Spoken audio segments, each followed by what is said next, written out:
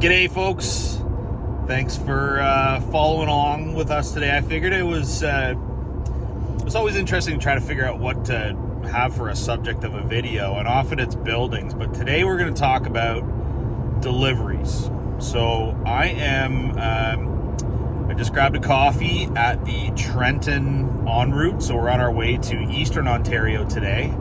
We're dropping 2 buildings where we need both Ben and Greg, because Greg has the mule, Ben doesn't, and the way the lot is situated, we have to sort of sneak him around a corner. So one of the things that I get asked a lot is, when you go to buy a building, how much does it cost to move it? Which is a totally fair question, and there's a lot that goes into moving a building like this that you may not consider, I guess, when you're looking for a quote. And there might be like a local shed selling place on the corner that'll give you a free delivery within 50 kilometers of the selling place or something like that. We're not in a situation like that. So the buildings we sell they're big, they're heavy.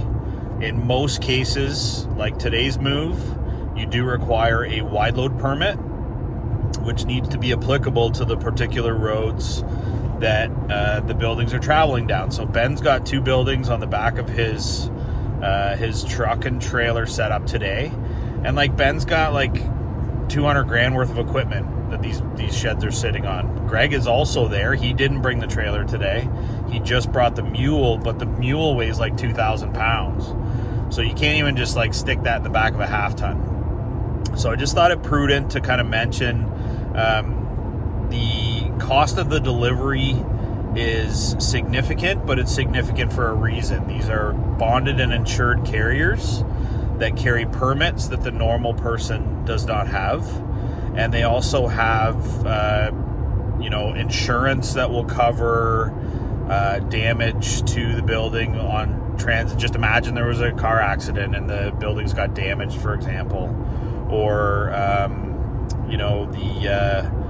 the building gets damaged during the delivery, for example. So, we source these third parties to move buildings for us. Greg has been fantastic. You've seen him in a number of videos. Ben has been fantastic. You've seen him in a number of videos too. And these are guys that we trust with your buildings. And these are buildings that could weigh, in excess of 10,000 pounds for a larger structure. A smaller one, like our most popular model, a 10 by 16, we estimate that building at around 5,000 to 6,000 pounds. So it's not something you can just drag around with a half-ton pickup. You got to have specific trailers. We do have a trailer that we'll use once in a while, but Highland Outbuildings doesn't have a wide load permit, at least not at this point. It's something we'll pursue in the future. So that means that anything wider than 8.5 feet, you need to have a specific permit, which in turn affects the cost of insurance, and it affects the cost of the delivery. So like Ben's pulling 2 buildings today with a combined weight of, I would say, 11 or 12,000 pounds, multiple hundred kilometer move today. So he's going to burn a lot of diesel. So is Greg. So please don't be upset with me when I tell you that the move costs $1,000, $1,500, $2,000. In today's case, even more than that. We're going well east of the GTA today by hours. So it is expensive to move this stuff around, and unfortunately it's a reality for us, and there's no way I'd love to be able to tell you I could do free delivery, but then I just have to bury the cost of that into the building, and we want the buildings to be good value based on what we offer here. So I thought it was about time to discuss deliveries.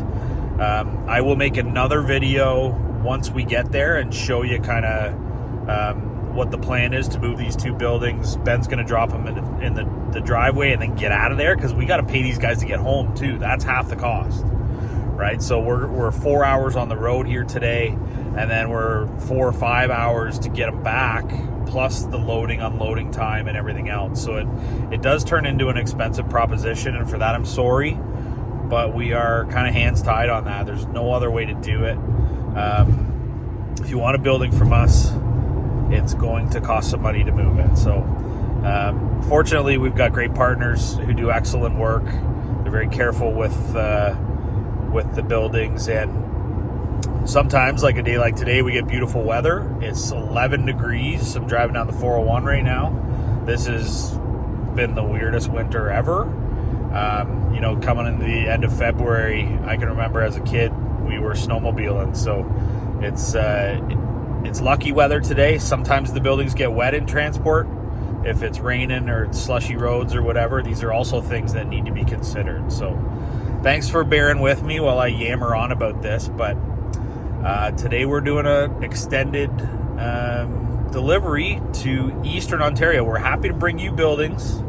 We're going to the Thousand Islands area today.